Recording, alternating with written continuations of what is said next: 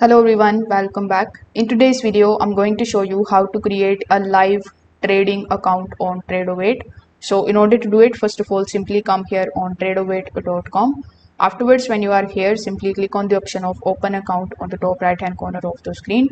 Now, in order to sign up, you can choose any of these options that are given over here. You can go with your Google account, your Apple ID or your email address. Then simply click on the option of sign up. Now, when you do so, you will be shown this particular option in which you will be asked to select the account type in order to get started. So most probably or most commonly, you are going to select the individual account of yours. So after selecting the individual account, your application is going to be started. Now inside that particular application, you need to provide some of your basic details like your full name, your date of birth, your address. In some cases, Tradovate can also ask you to upload your government issue ID, your SSN number and your tax information number. So you need to provide all of those details in order to basically create your account here.